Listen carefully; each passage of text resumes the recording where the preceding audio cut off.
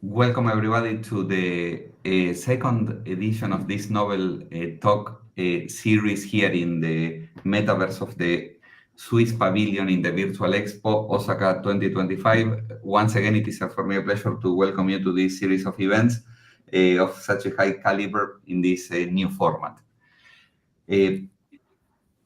My name is Claudio Tesone, and I am professor of blockchain and distributed ledger technologies at the University of Zurich, and I am also heading the blockchain center. That is the partner of Present Switzerland, to whom we are grateful to allow us this stage, and which is the entity that has been developing this space.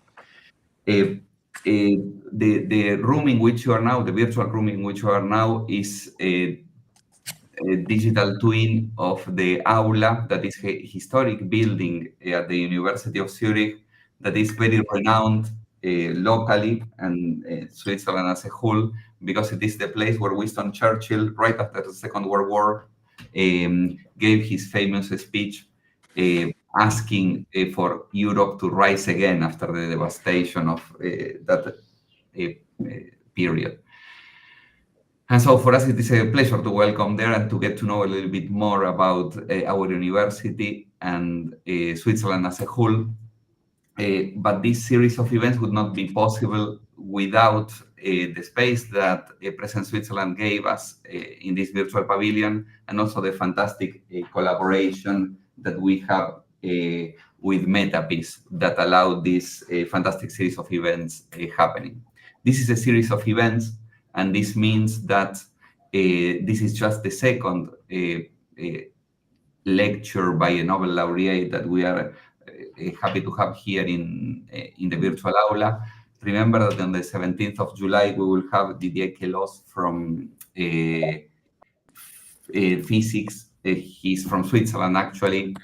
On the 24th of September, we will talk about biodiversity by Hans Rudolf Herren, and then Aaron Sichanover will be talking about personalized medicine at the end of the semester and closer to the end of this series of events. As I said, we are really happy for this collaboration that allowed us to have these events, and we are really happy to. I will give the stage to Yanis from MetaPiece, that is the partner in this series of events. Yanis, the stage is yours. Thank you very much. Yeah, thank you very much, Claudio, for this nice introduction. And distinguished participants and friends, as president of the MetaPiece Association, it is my great pleasure to welcome you to today's Nobel Talk. And science and technology are not only engines of innovation, but they are also important pillars of peace and transformative development. The Nobel Talks make use of the open and accessible nature of virtual worlds to offer a playful platform for dialogue where audiences from all walks of life across geographies can enjoy the wisdom of Nobel laureates from all disciplines. And the realization of this project is only possible thanks to our dedicated partners. So thank you so much, Professor Claudio Tesone and your team of the University of Zurich Blockchain Center, the team of Present Switzerland for our great collaboration, and all our supporters who have made this event a reality. And today we are truly honored and very happy by the presence of Nobel laureate Eric Maskin, whose groundbreaking work has reshaped modern economic theory and the way we design markets and institutions. Professor Maskin has generously agreed to share his insights with us, and for this, we express our deepest gratitude. Thank you, Professor Maskin, for your commitment to advancing a more peaceful and just society through your work. And for everyone, please enjoy the talk ahead. And I would now, before we start, like to hand over to Professor Marek Biccia from the Department of Economics at the University of Zurich. Thank you. There is no doubt that Eric Maskin is among the most influential economists today. He created the field of mechanism design, which is an economist term for rigorous study of policy making when those affected by policy have relevant information that the policymaker might not have. Eric created the main concepts of mechanism design as well as establish its foundational results. This work was recognized by the 2007 Nobel Memorial Prize in Economics that Eric shared with Leonid, Hurwicz and Roger Myerson. In addition to the work on mechanism design, Eric contributed to truly many other areas in economics.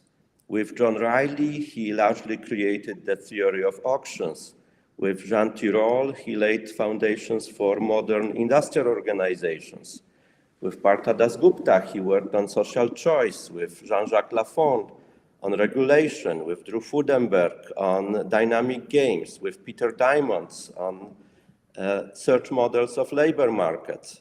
He also contributed to finance, environmental economics, organizational economics, political economics, and had very influential, policy-influential studies of patents and innovation.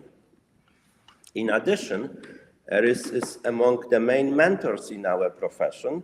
He trained over 70 doctoral students, including Abhijit Banerjee, Michael Kremer, and Jean Tirole, who by now have also received Nobel Prizes.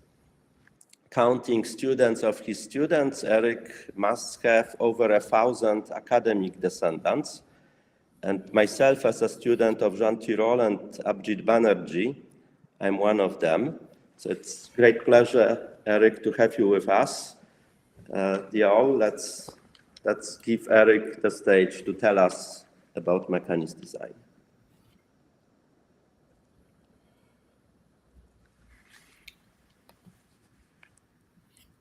Well, thank you very much. I'm very pleased to be with you.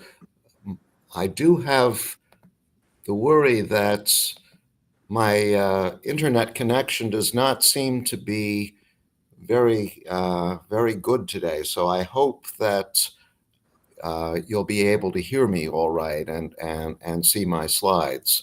But what I'd like to do is to give you a brief introduction to the field of mechanism design, which Marek has described for you. I like to think of mechanism design as the engineering part of economics.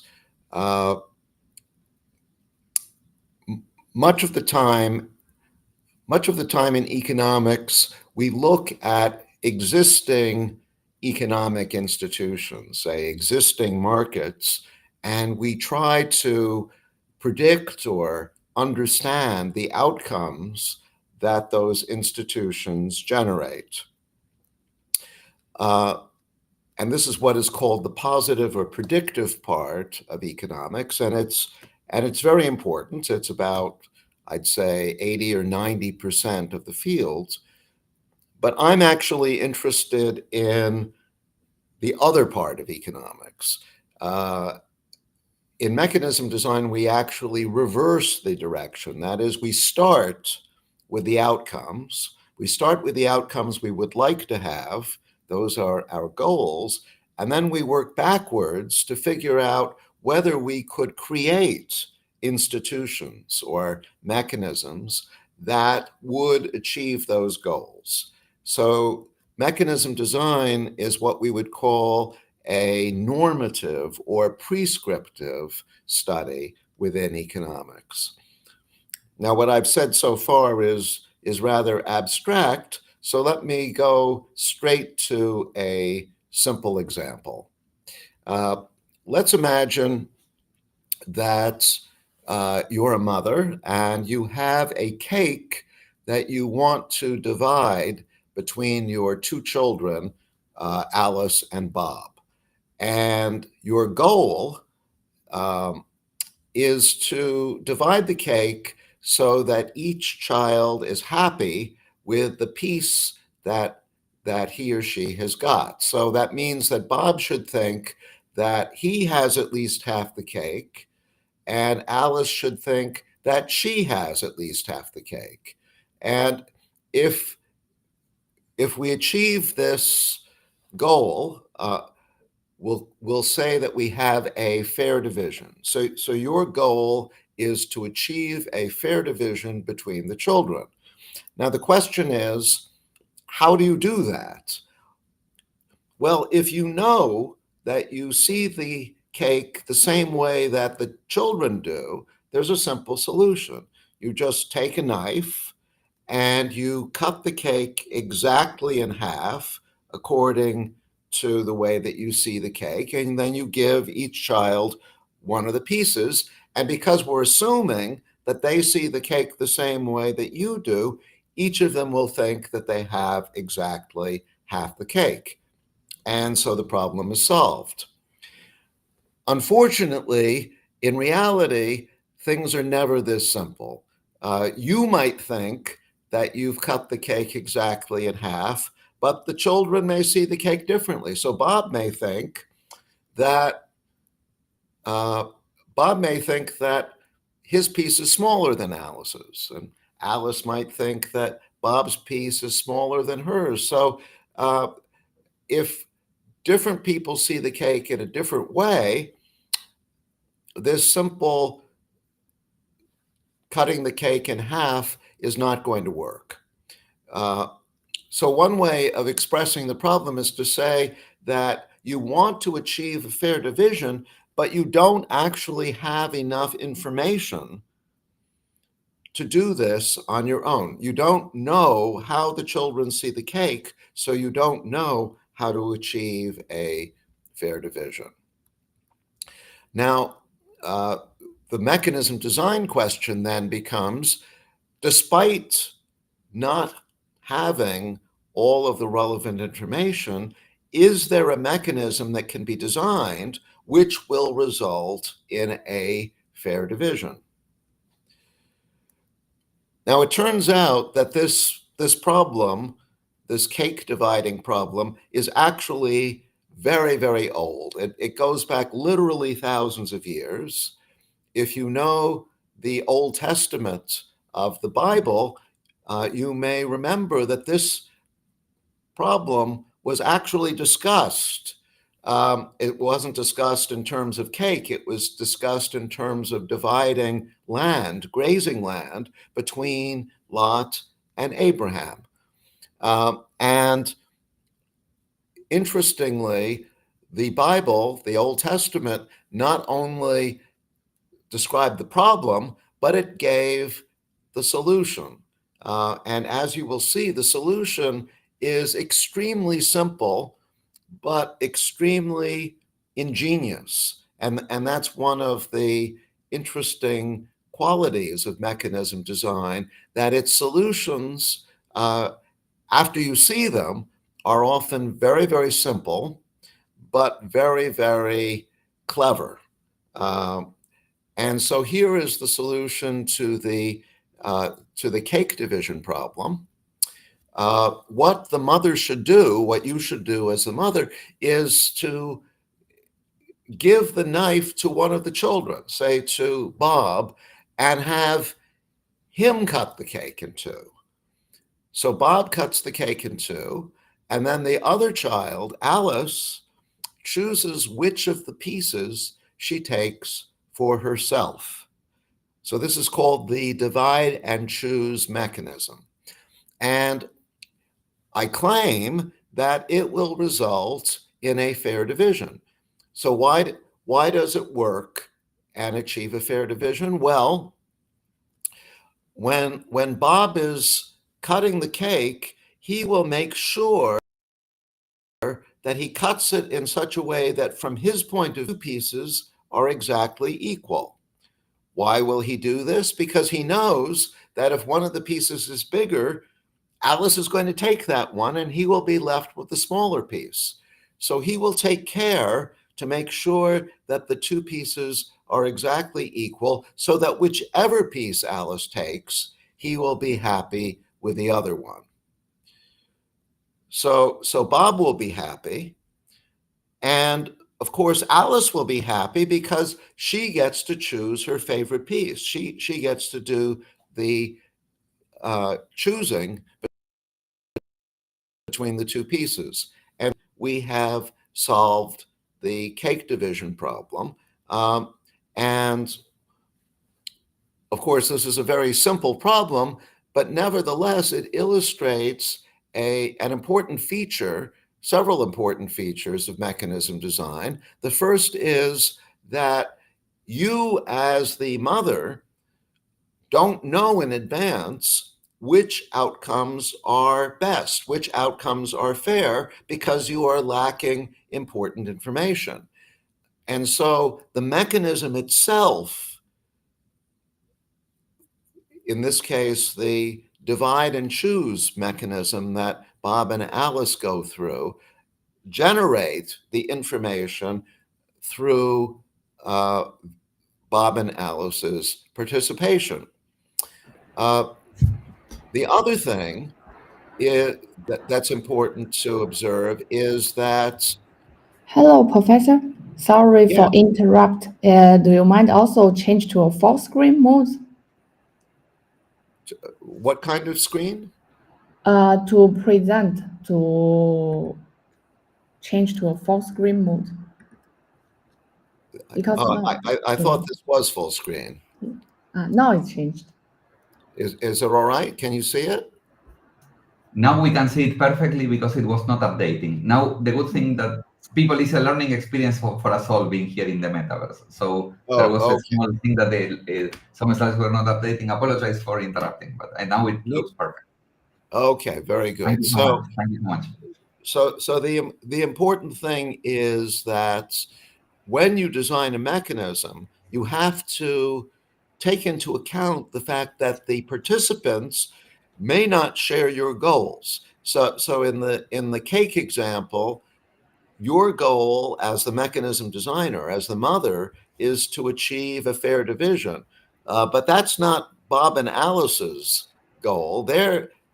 Each of them has the goal of just getting as much cake as they possibly can. So when you design a mechanism, you have to take into account the goals of the participants, their individual goals. In other words, the mechanism must be incentive compatible, that is, compatible with the incentives of the participants. All right, so that example is, as I say, very simple, and perhaps you don't regard cutting cakes as the most important problem in the world. So let's go on to a second example, which really has proved to be very important, and that is the problem of allocating frequencies on the radio spectrum to telecommunication companies. About 30 years ago, it was recognized by many governments around the world that it no longer made sense for the government to monopolize the radio spectrum, the frequencies on which broadcasts are made, because at that time, many different telecom companies were coming into existence, and they wanted to use these radio frequencies for mobile phones, for satellite TV, for Blackberries, for many new devices which required radio frequencies for their operation. And so what the government wanted to do was to take these frequencies and allocate them to the telecom companies who were going to make the best use of the radio frequencies. So this was an important real life issue for many governments. So let's look at a particular example of the frequency allocation problem. You're a government and you have a particular band of frequencies, and you want to allocate the license for using those frequencies to one of several telecom companies interested in the license. And you want to put the license into the hands of the company that values it the most, because that company is likely to create the most value for society. However, your problem is that you don't know how much each company values the license, and so you don't know what the most efficient outcome actually is. So that's your mechanism design problem: how to make sure that the license is put into the hands of the company that values it the most. Now, one simple mechanism you could try to use is to simply ask each company, how much do you value the license? And then to allocate the license to the company that claims that it has the highest value for the license. So that's very simple, but it's not going to work very well, because if companies understand that their chance of getting the license is bigger if they state a higher value, well, then they have an incentive to exaggerate their values. And so all of the companies will be exaggerating. And so there's no guarantee that the company that really does have the highest value will be quoting the highest number. And so you may not be identifying the right company through this simple mechanism. You might try a slightly more sophisticated mechanism. What you could do is to have each company make a bid for the license. A bid is a statement of how much the company is willing to pay. And then you could award the license to the high bidder, the bidder that makes the highest bid, and have the winner pay its bid. Now, this mechanism is better than the first one, because now companies will not exaggerate anymore, because they actually have to pay their bids. So if the license is worth 10 million to me, I'm not going to bid 12 million, because 12 million is too much to pay for something that's only worth 10 million to me. But the problem is that now this mechanism is going to give companies an incentive to understate. Let's see why that is. Let's imagine that you're one of the companies, one of the telecom companies. You're called Telemax, and let's suppose that the license is worth 10 million to you. If you bid 10 million and you won, well, you'd be getting something that's worth 10 million to you, but you'd be paying 10 million. So your net benefits from winning the license is zero. You would be getting nothing in net from winning the license. And so you're not going to bid 10 million. You're going to bid less than 10 million. But the problem is that if all bidders are bidding less than their true values, if they're understating, then once again, there's no guarantee that the winning bidder will actually be the company that values the license the most. So at this point, we've seen two mechanisms. In the first mechanism, you overstate your value. In the second mechanism, you understate your value as a company. And so the next question is, well, is there a mechanism that gets things exactly right so that companies neither exaggerate nor understate?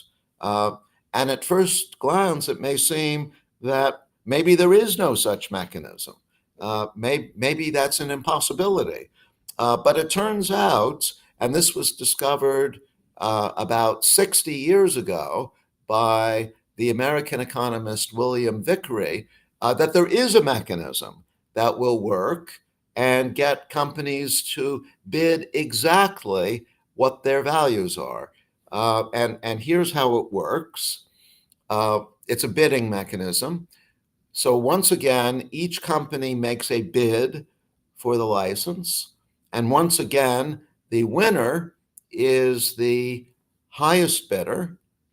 But now, instead of paying its actual bid, the bid that it makes, it pays the second highest bid. So, for example, if there are three bidders and one bids 10 million, and one bids 8 million, and one bids 5 million, the winner is the company that bids 10 million because that's the highest bid, but it doesn't pay 10 million, it pays 8 million because that is the second highest bid. So this is sometimes called the second price or second bid mechanism, or sometimes it's called the Vickery mechanism after William Vickery, the economist who discovered this remarkable mechanism. So let me try to show you that this mechanism actually solves the problem, that companies no longer will understate or overstate their values.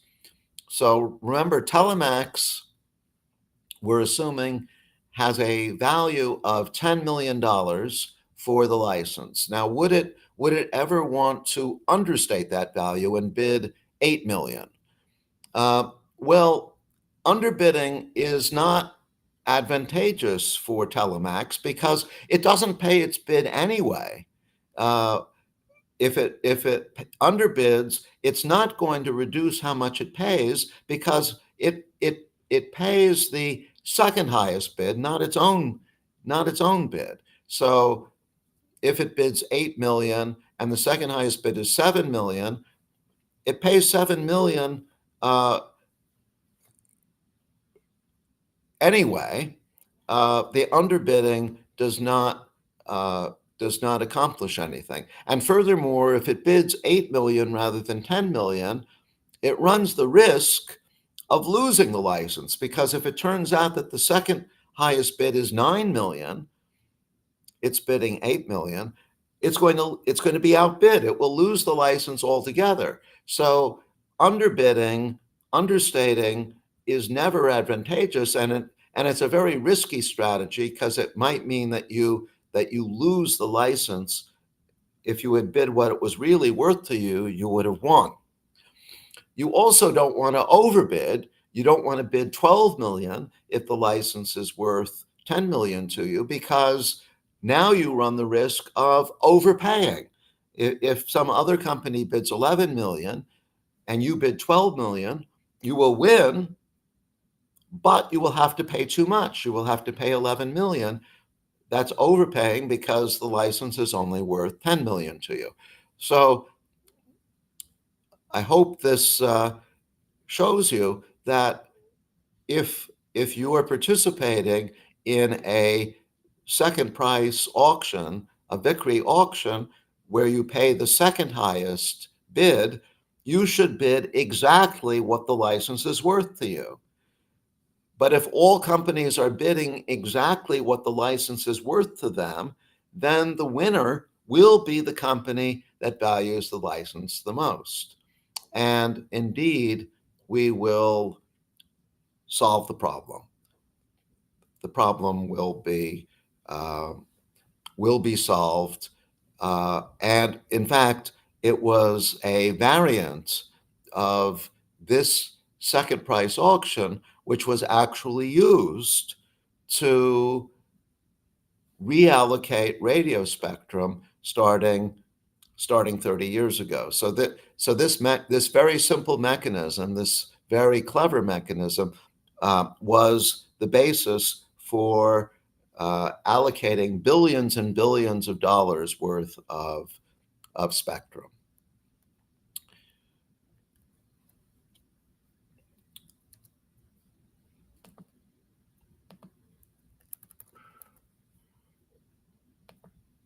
Okay, let me discuss one final example.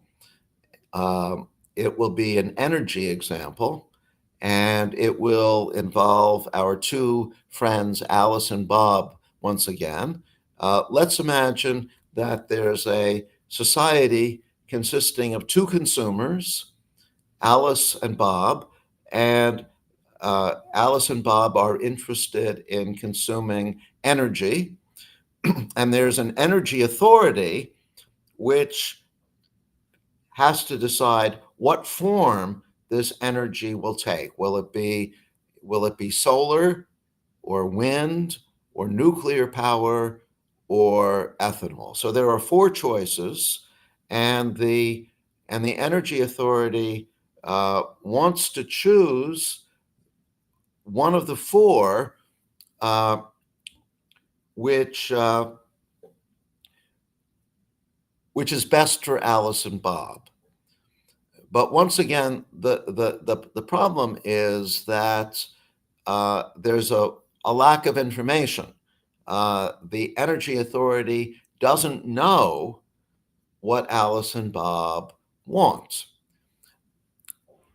To simplify matters, let's suppose that there are two possibilities for what Alice and Bob want. Well, we'll call them state one and state two.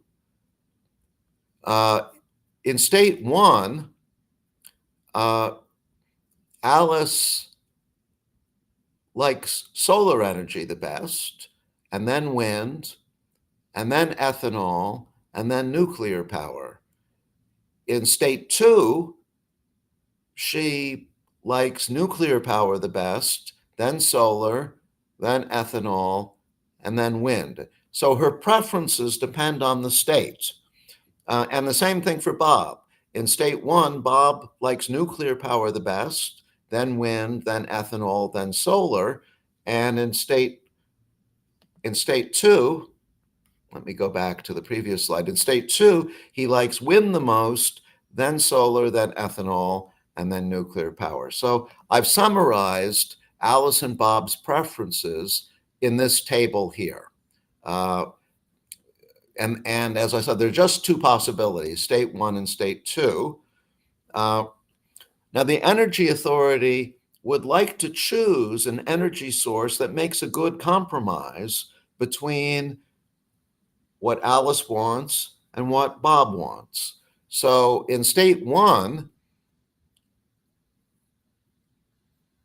wind is a good compromise. Solar is not a good compromise because although Alice likes solar a lot, Bob doesn't like solar at all. So Bob puts solar at the bottom.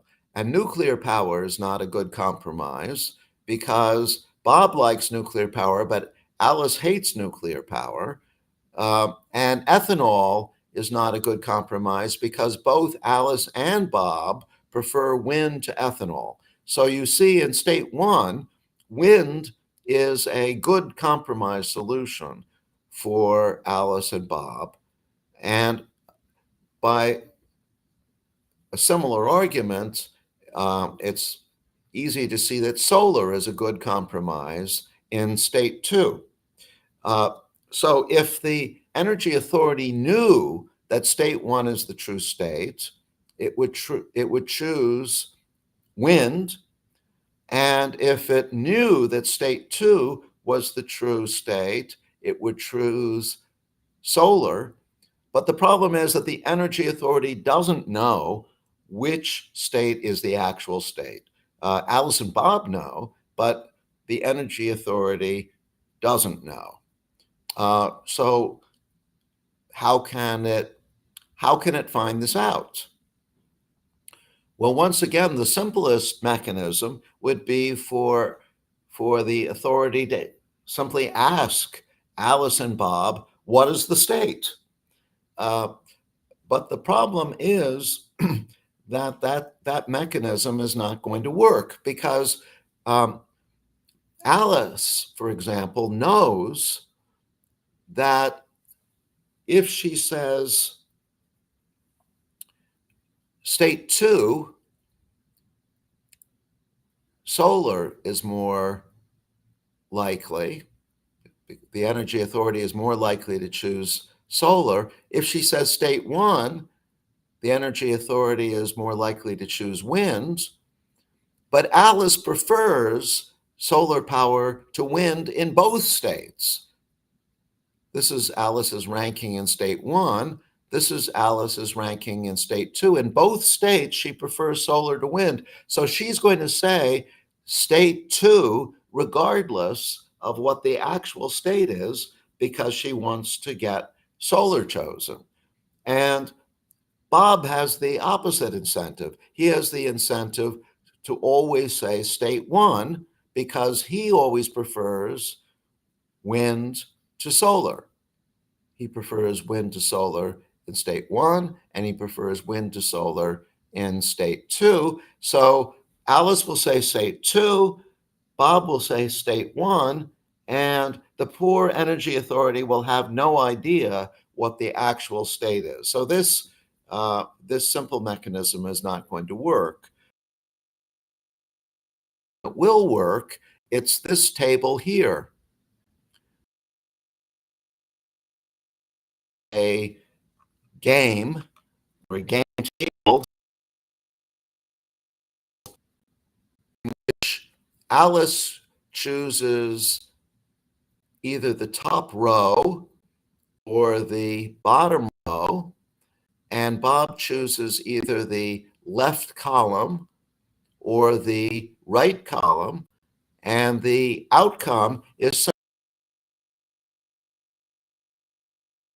for example,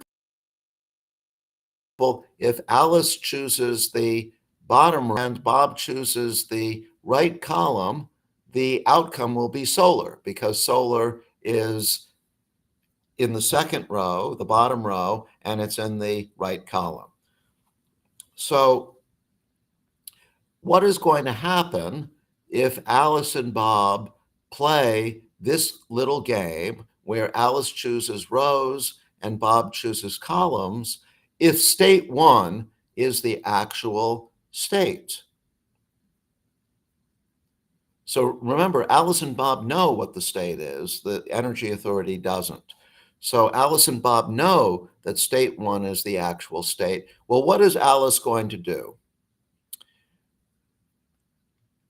Alice is going to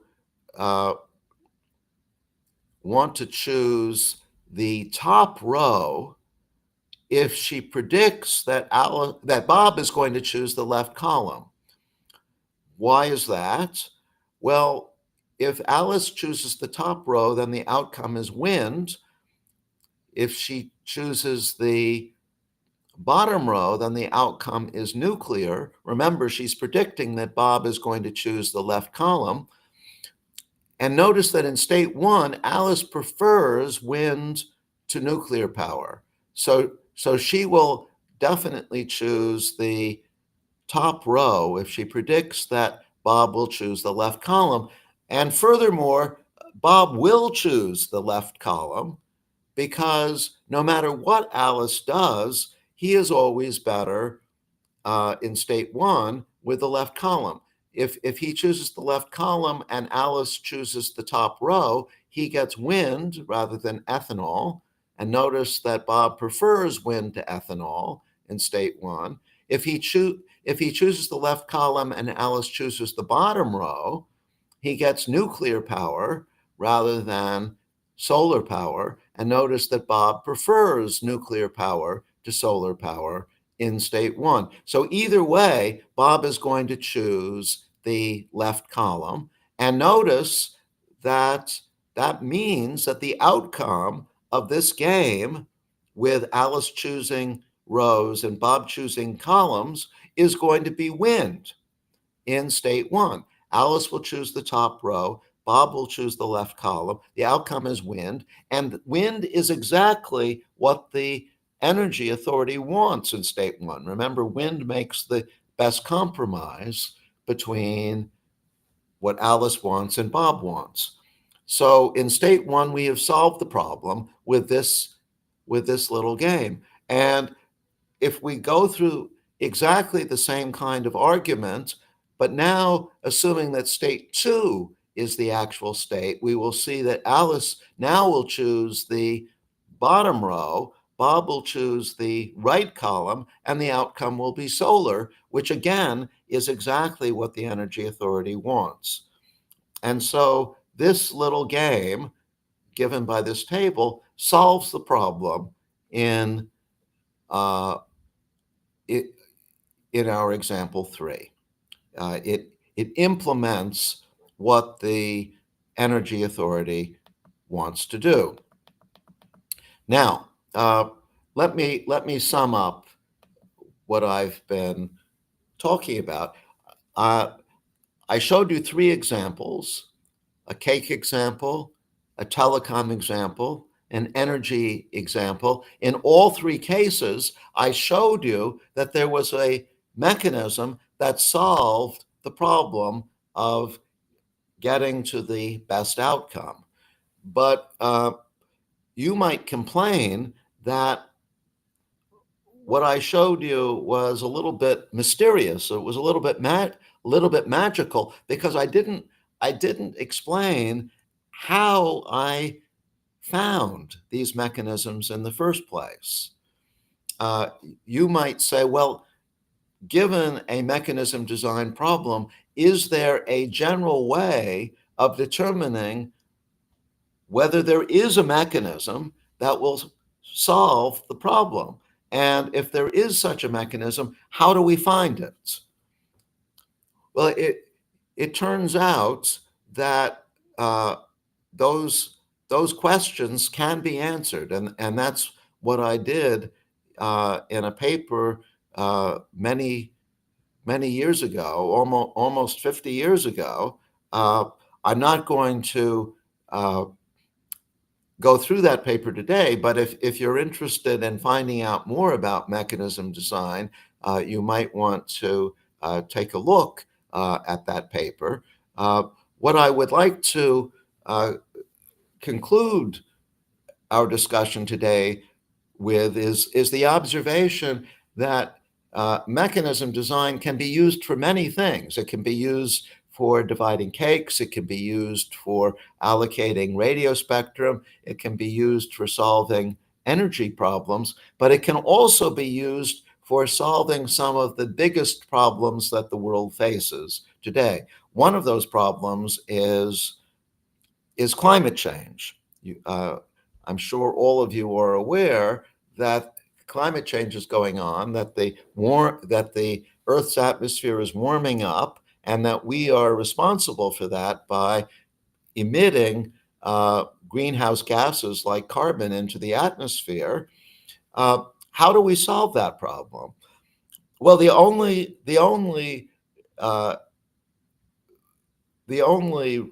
really practical solution is an international treaty in which the different countries of the world agree to stop emitting greenhouse gases.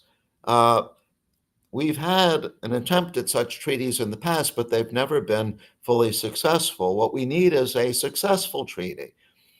But if you think about it for a minute, designing a treaty which will solve the problem of greenhouse gas emission is a mechanism design problem.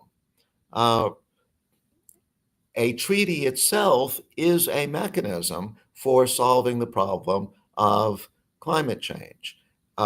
Now, we have not solved climate change yet, but I am confident that we will solve it. And when we do, mechanism design will play a major role in that solution.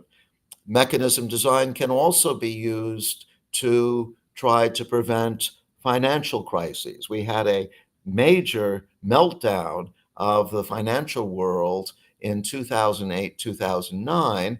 We want to stop that from happening again.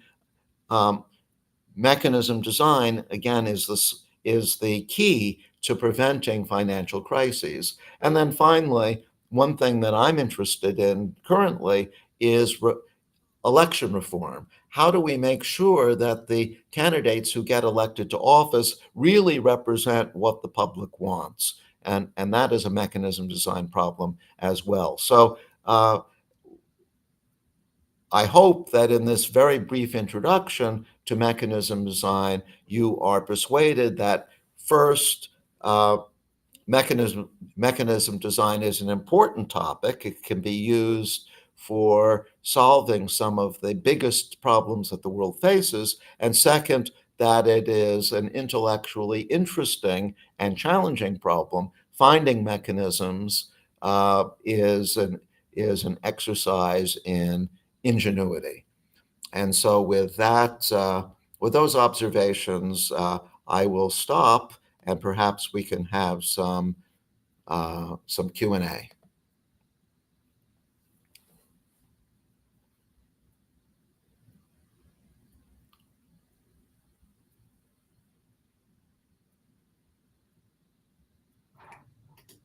Thank you very much, Professor Maskin. It was a fantastic presentation. I would also like to welcome to the stage as well Professor Pijak as well. Thank you very much. And just to have a little bit of bookkeeping, I will be moderating the session. I only ask the people that is inside of the metaverse that if you have questions, just to simplify the communication flow, please write them down inside of the chat of the session, and I will be taking them one by one. So I'm really happy to take your questions. But Marek, if you want to start the round of questions, if you have any, it would be a pleasure.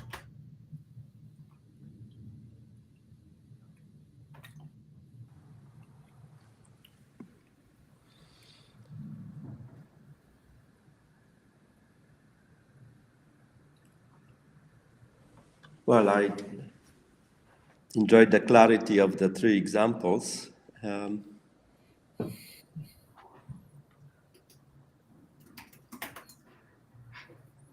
I have a practical question in the meantime, that if you do not mind. That seems, in a way, it relates much to our own research, and is the following.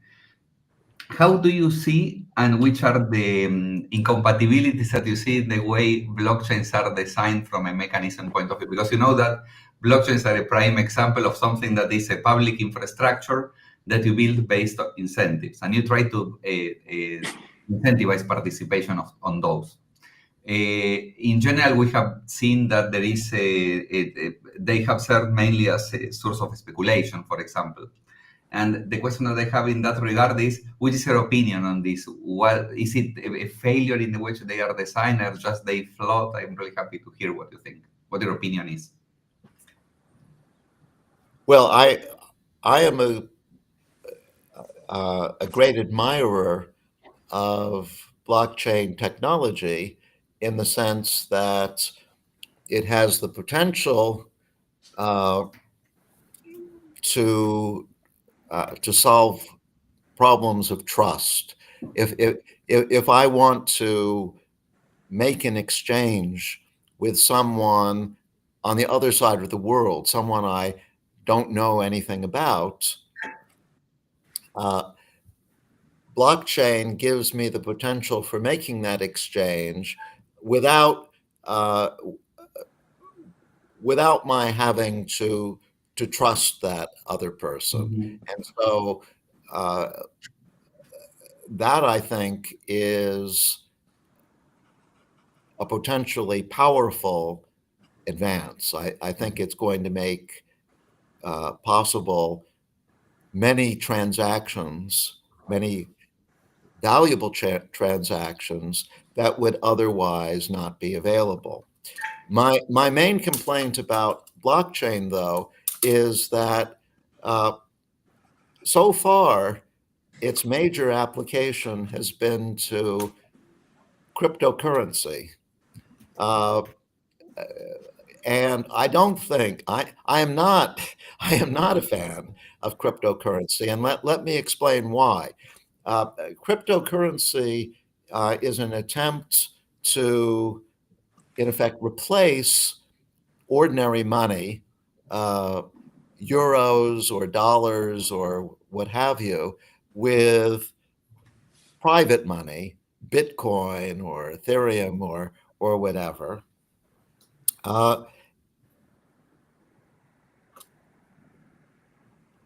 I think that replacement is potentially dangerous.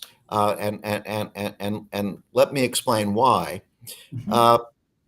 One thing that central banks learned how to do in the 20th century was to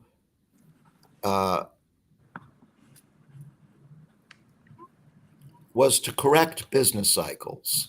So, for example, if the economy got into a recession, central banks realized that they could fight that recession. They could bring the economy back to normal by creating more liquidity, by creating more money, which would enable investors to continue to invest, which would employ people in those investments, which would give consumers the wherewithal to buy products. The creation of liquidity would get us out of the recession. At the opposite extreme, if the economy is in danger of overheating, we're at full employment, full production, and now there's a danger of inflation, the central bank can fight inflation by reducing the money supply. Now, my complaint about cryptocurrency is that it takes that tool away from the central bank. The central bank is no longer regulating the money supply. The Bitcoin people are. And so monetary policy has lost its power. So I am a great fan of blockchain technology. I think it has many potentially good uses, but I'm not a fan of the particular application to private cryptocurrency. Yeah. If you allow me, I will frame your answer and I will put it also as well in my room. I share your opinion. Thank you very much for this very interesting insights. We had a few questions from the audience. One of them is by Benjamin, who says, "Thank you, Professor Maskin, for the great talk. I think that mechanism design is a very attractive approach to solve modern problems, especially in a more digitized and automated world. I see people believe that mechanism design as some form of free markets can replace institutions. What is your opinion about this trade-off? Do you think that institutions may be actually replaced by mechanisms one day?" Well, in fact, I think that institutions are mechanisms. So in a sense, mechanism design has always been with us. The free market is a mechanism. It's a way of enabling consumers and producers to exchange goods. The reason why mechanism design is interesting as a field of study is that there are some cases in which free markets don't work as well as we would like them to. Free markets work very well for ordinary goods like potatoes. If I want potatoes, I know just where I can go to get them. And potato sellers, people who are growing potatoes, know just where they can go to sell their potatoes. So the potato market works just great. We don't need to worry about that. But suppose that we want a clean air. Suppose that I don't like pollution. I want to buy clean air. Well, there's no market for clean air. I can't go out and buy clean air. So we can't rely on the free markets to provide me with clean air, what we have to do is to create a mechanism for fighting pollution. And that is where my subject, mechanism design, comes in. In effect, we're trying to use principles that we already know about from the free market, but we're using those principles in a new setting, in a setting where the free market doesn't work so well. And that I think is the exciting part of mechanism design, the fact that we can solve problems which ordinary markets cannot. Correct. Thank you very much. Yanis had a question that, because he's already in this room, can ask himself, actually. Yeah, actually, Professor Maskin, thank you so much for the presentation.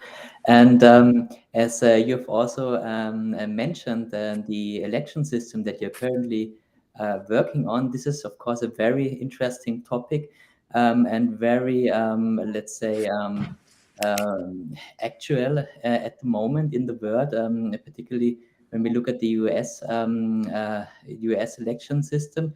Could you elaborate on that a little bit? Because it was also one of the proposals for a potential topic how to reduce polarization by reforming the US election system. And this would be very interesting to get your insights on. Sure. So,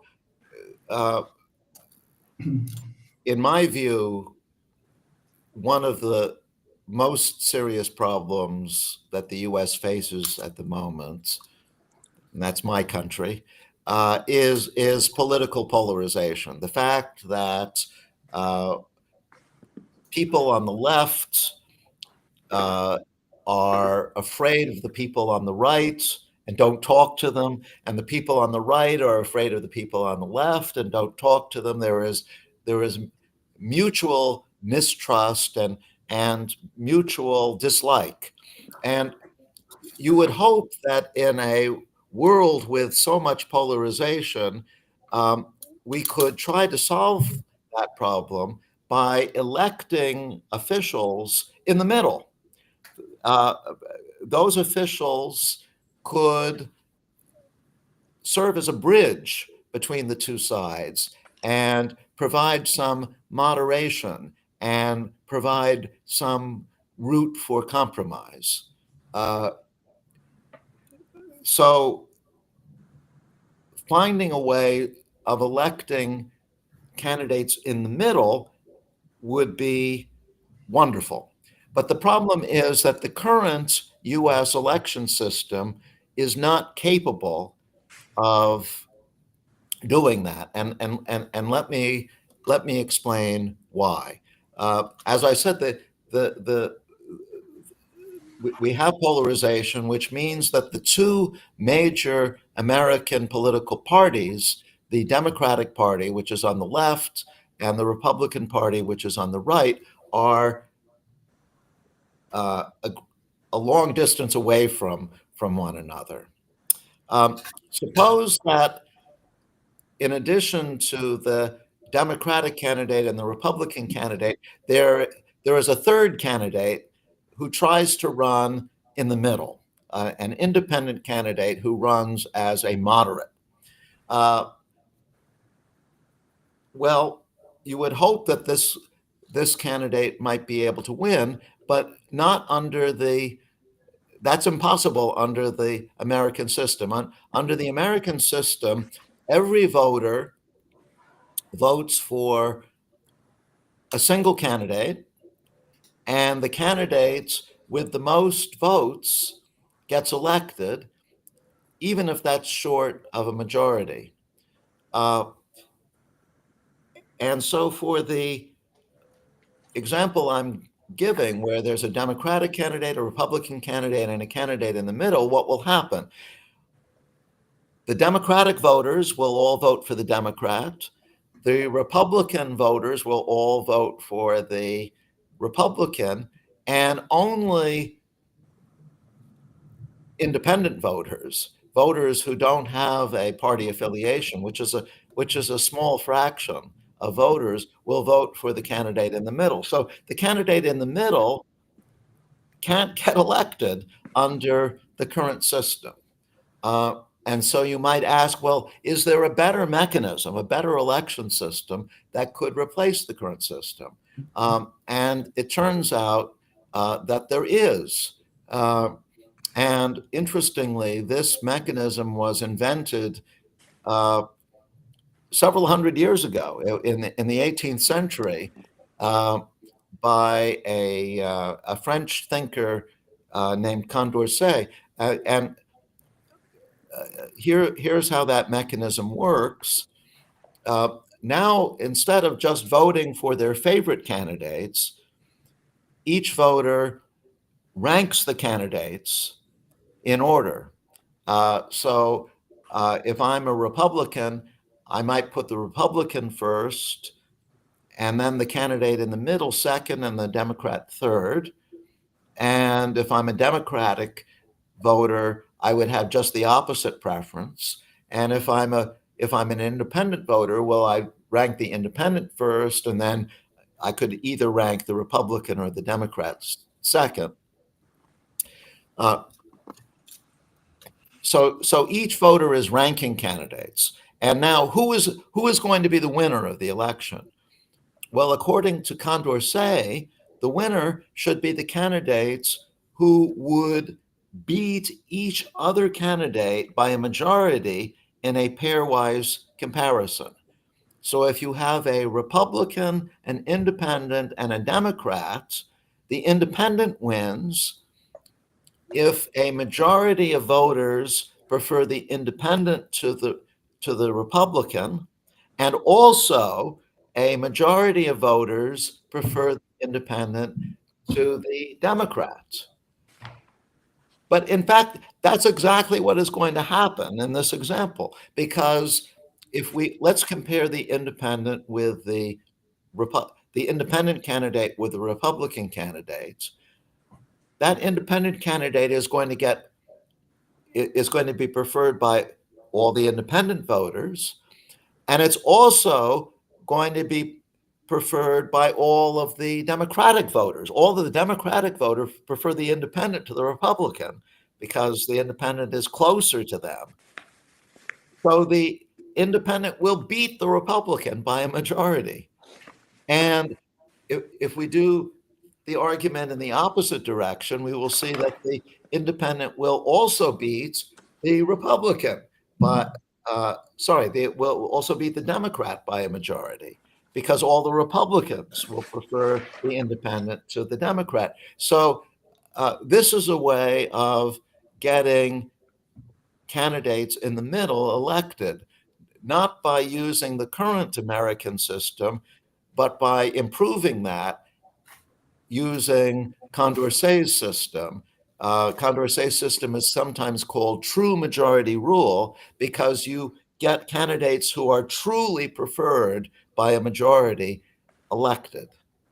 That's one example of a fairly straightforward mechanism change, which could have enormous impact on polarization. Yeah. So both pollution and US elections are slightly different from the three examples, right? In the three examples, it was clear who is deciding on the mechanism. That's right. It might be a parent or a government. That's right. In pollution, we need to have independent countries to agree. That's right. At least for CO2. That's right. And in US elections, we would need Republicans and Democrats to agree on this new system. Well, actually, let me that's an important observation. Let me say, however, that one strong point of the American system. I've been talking about the weak points, but one strong point of the American system is that when it comes to voting, the U.S. Constitution allows each of the 50 states, to decide for itself what voting system to use. And most states have the ability to change the voting system, not through legislation, but through direct voter participation, which actually that this is similar to Switzerland. Switzerland has a lot of what we call direct democracy, where citizens themselves vote on important matters. Well, in the U.S., we don't have as much direct democracy as in Switzerland, but on the issue of voting systems, we do.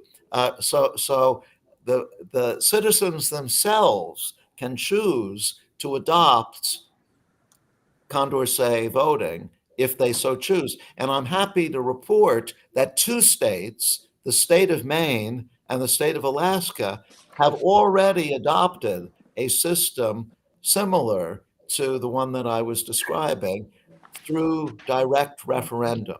And there are many other states who are moving in that direction. So in the answer to your question, Marek, who is the mechanism designer? In this case, it would be the voters themselves, the citizens themselves, who would be changing the voting system. Nice. Thank you very much. There are 2 short questions, if you do not mind, Professor, that we rob a little bit more of your time. Only one we can take as a final one. Anton is asking a context question related to your personal thinking at the time and state of research in which you were developing the advances that you, one of the first advances that you did in this field, which is you have published the welfare optimality paper in 1977. If I am not mistaken, at that time, research implementing the Nash equilibrium had some advancements, but was mostly theoretical. What is it that attracted you, or how is it that you decided to research this topic and to apply it to real-world scenarios? As we know, both ideas are now well recognized and receive Nobel Prizes, but at that time, this was probably a research that was much more at the inception ideas at the very early stage. So how it motivated you to move into this direction? That's right. So when I did write the paper back in 1977, I was mostly interested in the theoretical side. That's true. I mean, I knew in the back of my mind that mechanism design had the potential for being a very useful social tool for solving social and economic and political problems, but I wasn't thinking so directly about that back in the 70s. However, by chance, the world confronted us with a series of problems for which mechanism design seemed exactly right. So I mentioned that in the 1990s, we had this big problem. How were we going to allocate radio spectrum in a way that made sense so that the right telecom companies were getting the right spectrum? Well, those of us in mechanism design saw immediately that the solution to this problem could be provided by mechanism design, and so that was a great problem for us to sink our teeth into from a practical point of view. And then about a decade later, we had the great financial crisis of 2008, 2009, and which was devastating, and people around the world were asking, well, how can we stop a financial crisis like this from happening again? And that again was was a problem with mechanism design. How do you set up financial regulations in such a way that you don't have the chain reaction of financial institutions collapsing the way we did in 2008, 2009? So that was another interesting problem that we mechanism designers could sink our teeth into. And now today, as I was just saying in response to Yanis's question, I regard polarization as a major problem to be solved. And so once again, I'm trying to take the ideas, the theoretical ideas from mechanism design, and applying them to tackle this big social and political problem. So it wasn't as though I set out to solve social problems, but as things went along, problems arose which seemed just right for a solution by mechanism design, and that's how I got into the practical aspects of the field. Good. Thank you very much, Professor. Honestly speaking, thank you very much for the discussion. I do not want to, I really appreciate the flexibility that you had to extend this discussion so much, and thank you for the questions of the audience, but also I thank you especially for the devotion that you had to answer them in so much detail. Thank you so much, it's appreciated. You have a screenshot now, or a live stream from the metaverse as well, popping up as well in the screen. It has been a pleasure to have you as part of this series. We really appreciate this opportunity. Well, Yes. I enjoyed it too. Thank you. Yes, thank you so much, Professor Maskin, for your valuable insights today, and we wish you all the best and good luck for your now work with this very important topics. This is, I mean, yeah, as I can say, so pressing in our world today, and we are very excited to see what's coming out of it. And of course, wish you a wonderful time at the ceremony tonight also. Thank you so much. Thank you. Thank you for the invitation. Good to see you. Have a nice day. Bye-bye. Bye-bye. Goodbye. Bye.